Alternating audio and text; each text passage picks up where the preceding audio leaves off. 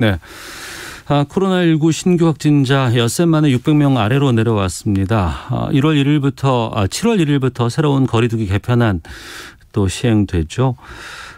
지금 상황 또 델타 변이는 어떤지 걱정이기도 한데 알아보겠습니다. 한림대 강남성심병원 감염내과의 이재갑 교수 연결하겠습니다. 안녕하십니까? 네, 안녕하세요. 예. 28일 0시 기준으로 신규 확진자 501명 나왔습니다만 지난주 600명대가 계속 나왔었는데 지금 상황 어떻습니까?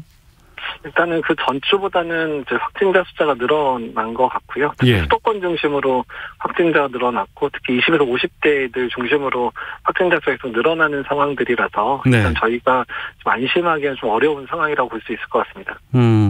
그 원어민 강사 모임에서 시작됐다고 하던 집단 감염 이게 학생들한테 또 어린이들한테 많이 퍼졌다고 하던데 이건 어떻게 보고 계세요? 네, 일단은 이제 원어민 강사 중에 한 분이 또 자기가 확진자를 접촉했다는 사실을 알려지지 않으면서 추후에 확진되고 이러면서 확진자가 확 늘어나게 됐고요. 예. 특히 숫자가 한 100여 명 넘는 확진자로 이제 확대되는 상황이기 때문에 어떻든 간에 이제 젊은 층을 중심으로 해서 특히 예방접종을 아직 하지 않은 층을 중심으로 해서 집단 발병 상황은 아마도 계속 이어지지 않을까 그렇게 염려를 하고 있습니다. 네. 백신 접종 상반기에 여러 가지 걱정도 있었습니다만 1,500만 명 넘겼고 한 30% 전체 국민 가운데 접종을 지금 하고 있는 상황인데 그래서 좀 하반기 때는 괜찮지 않을까 싶었는데 지금 다른 백신 많이 맞고 있는 나라들에서 이 델타 변이 바이러스 상당히 확산세가 걱정이 되거든요. 이건 어떻게 판단하고 계십니까?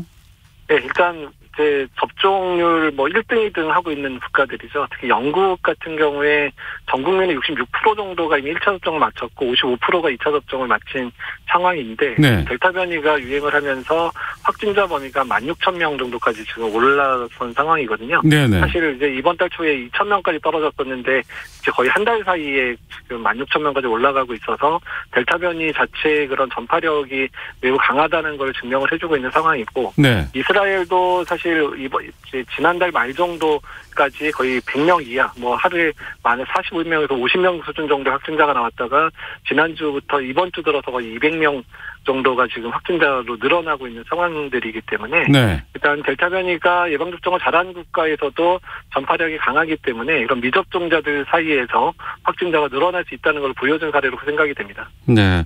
그러니까 유럽과 미국에서 올 여름에 이 델타 변이가 지배종이 될 수 있다 이런 얘기들 나오거든요. 이 지배종이 된다는 게 어떤 기준으로 판단하는 겁니까?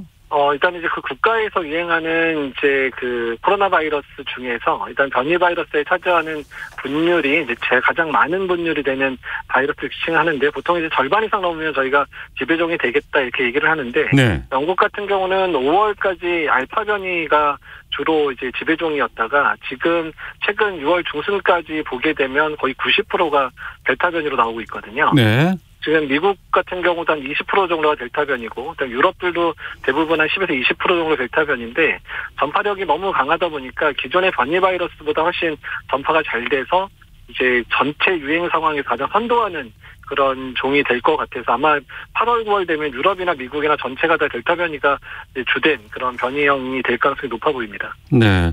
영국 같은 경우에 말씀해 주신 것처럼 올 초만 해도 올 6월 초만 해도 2,000명이었는데 지금 16,000명으로 갑자기 는 거 아니에요? 네, 그렇습니다. 그럼 이건 델타 변이 바이러스의 전파력이 강하다는 뜻으로 바로 이걸 이해를 해도 되겠습니까? 네, 그렇습니다. 일단은 이제 저희가 집단 면역이라는 부분에 작용하는 게요. 바이러스의 고유 성질인 감염 개생산수, 그러니까 얼마나 이제 감염된 사람이 전파를 시키나를 나타내는 건데, 네. 일단은 이제 알파 변이보다도 한 50% 정도 전파력이 올라가다 보니까 일단은 지금의 한 66% 정도 된 접종률만으로는 이제 그 전파를 차단할 수 없고, 일단 미접종자들 사이에서 좀 더 많은 확진자가 나올 수밖에 없는 상황이 된 거거든요. 네. 그래서 일단은 이제 델타 변이나 이런 부분들, 그러니까 전파력이 강한 변이가 나타나게 되면 접종률 자체를 개선해야 되는 상황들이 이제 생길 거라고 예상을 하고 있습니다. 이 전파력이 강하다고 한다는 게 적은 바이러스 양으로 많은 사람을 감염시킬 수 있다는 건지요? 아니면은 이 전파 속도가 빠르다고 봐야 되는 것인지 어떻습니까? 일단 두 가지가 다 될 거라 생각하는데 아직 이제 실험적인 부분은 안 나와서 바이러스를 더 많이 배출한다 이런 부분들의 연구 결과는 없는데요. 네. 일단 역학조사나 이런 걸 보면 일단은 예전보다 이제 그 긴밀한 접촉 시간이 짧더라도 일단 전파가 가능한 것 같다 이런 얘기들이 계속 나오고 있거든요. 네. 그래서 일단은 예전에 이제 접촉했던 수준 정도보다도 짧은 시간 또한 짧은 빈도여도 전파가 가능할 수도 있어서 이런 부분들이 이제 전파력을 올리는 거 아닌가 생각이 들고 일단 유전적 변이나 이런 부분들이 이제 우리 몸의 호흡기 세포에 들어왔을 때 좀 더 잘 접착이 돼서 잘 침범하는 형태가 아닌가 이런 이야기가 나오고 있습니다. 네. 델타 변이보다 또 다른 델타 플러스까지 나왔다고 하는데 이건 또 다른 거예요?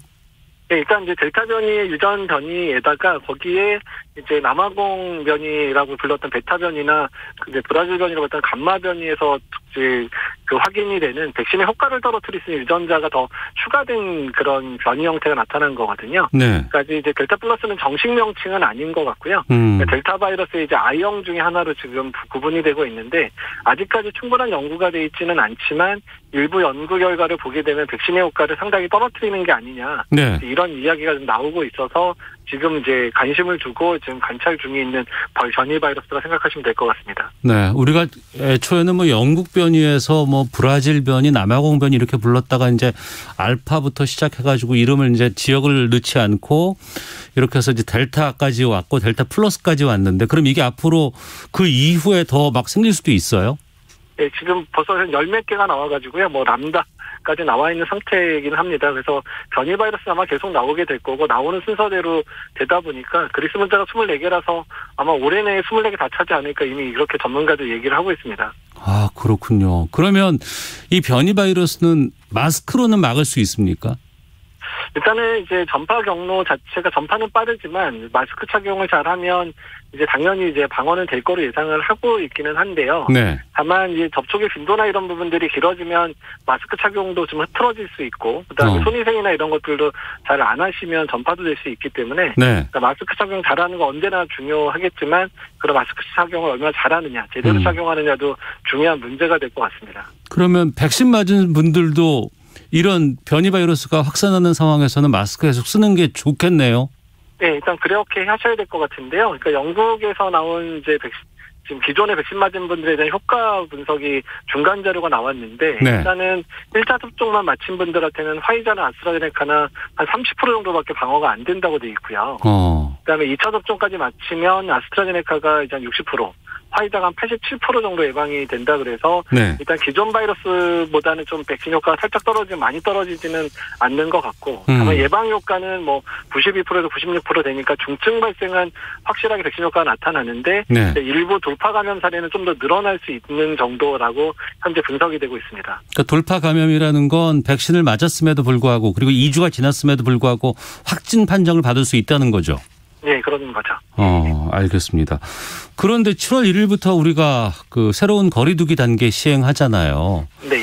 지금까지는 이제 5명은 못 모이는데 이걸 8명까지 모일 수 있고 또 보름간에 6명까지 모일 수 있게끔 하고 이제 여러 가지 식당이라든가 이런 것들도 뭐 자정까지 11시까지 늘린다고 하는데 네. 지금 상황에서 이건 어떻게 판단하십니까? 그러니까 지금 좀 우려가 되는 건 특히 수도권이 가장 걱정인데요. 네. 지금 서울만 해도 주말 사이도 200명, 230명 넘었고 지난주에 260명 넘었던 날도 사실 있었거든요. 네. 수도권에서 거의 한 400에서 500명 사이에서 확진자가 나오고 있는 상황이라서 그러니까 만약에 수도권 중심의 완화가 본격적으로 시작된다면 7월 1일부터 6명 모임 가능하고 유흥업소라든지 식당값이 다 12시까지 열게 되는데 네. 근데 지금 예방접종률이 충분하지 않은 20대에서 50대들이 지금도 발병하고 있는데 그분들이 주로 이용하는 시설들이 열리게 됐고 그분들이 워낙 모임을 좀 많이 하시잖아요. 그러네요. 그래서 국민들께서 충분히 조심을 하지 않으시면 유행 상황이 상당히 악화될 수도 있을 것 같아서 좀 우려가 되는 상황입니다. 그럼 이재갑 교수는 이거 좀 미뤘으면 좋겠다는 의견이세요?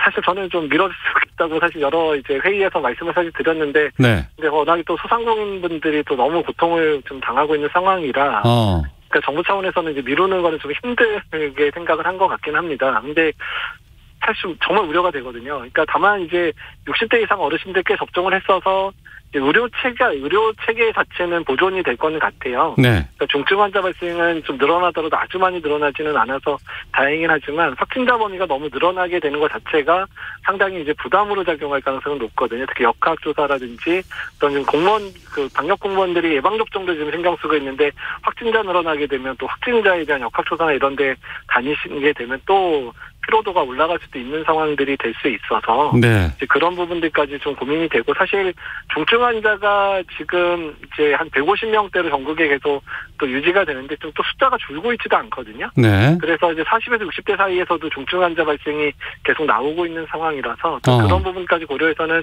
조금 방역은 완화는 조금 더 미뤘으면 어땠을까 생각을 하고 있습니다.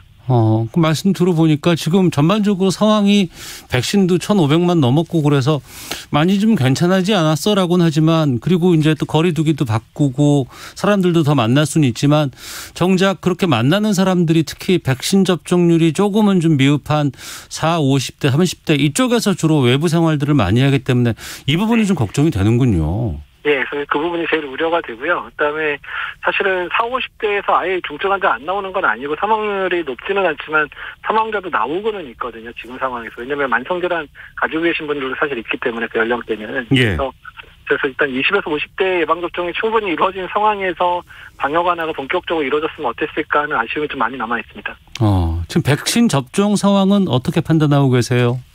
일단 뭐 이제 그 6월까지 1,500만 명 이상 마치고 특히 60대 이상 어르신들에 대해서 80% 넘게 예방접종이 된 부분들은 다행으로 생각을 하고 있거든요. 네. 일단 적어도 중환자 발생 숫자는 확실히 줄일 정도의 예방접종은 가능했다라고 생각이 좀 들고요.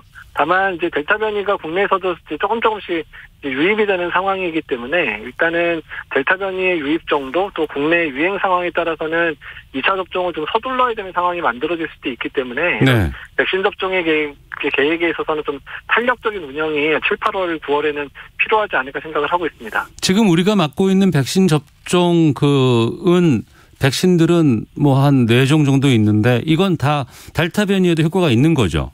예, 그렇습니다. 뭐 아스트라제네카가 한 60% 효과가 있다고 나왔고, 그다음에 얀센 백신도 그렇게 떨어지는 것 같지 않다라는 일부 데이터가 나오고는 있거든요. 네. 화이자나 모더나 백신은 워낙에 지금 많이 백신 효과가 떨어지지는 않으니까요. 그래서 일단은 현재 접종 속도들하고 그다음에 2차 접종이 주로 7월 중순까지 이어지니까 네. 2차 접종까지 좀 빨리 맞출 수 있는 방법이 있다면 빨리 맞추는 전략을 또 가져가야 되지 않을까 생각을 하고 있습니다. 네.